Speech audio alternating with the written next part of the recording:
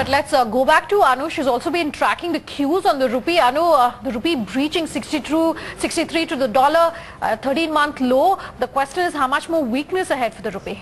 It's gone way past that 63 mark. We're at breaching 63.50 as we speak. We are back to square one where we started the year off. November was a tough time for the currency and we're back again at those levels.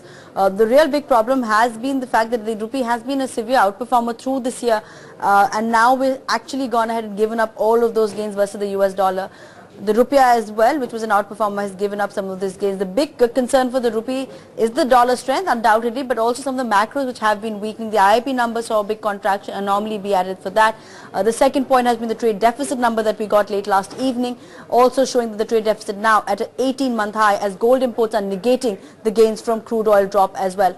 Pramit Brahmavat on the phone line with us now to get us the inside story of what's really happening. Pramit, I think the question this morning has to be, where is the RBI? I think RBI is very happy with the rupee depreciation, irrespective of the market sentiment, because RBI is looking for more on curbing the dollar depreciation earlier in this year. Now they are happy that rupee is getting a natural depreciation. So I think that the RBI is going to wait till any unnatural movement come, and 63.80 would be a level we may see RBI coming in.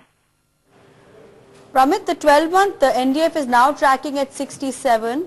Anu, just hold that thought, just updates that we're getting from the Rajya Sabha. We understand that for the moment it has been adjourned. Do remember that there has been this whole conversion controversy and the opposition, including the Trinamool Congress as well as the Congress, saying they want to have the PM to really come in and address that controversy. You know, unless that happens, they're saying that it's going to be very hard for the insurance bill to really pass through. Well, the market's at the base lowest point as well. Take a look at the way the Nifty and the Sensex are panning out right now. You got a 1.5% cut coming in on both those benchmark indices. Now this is turning out to be pretty weak pretty weak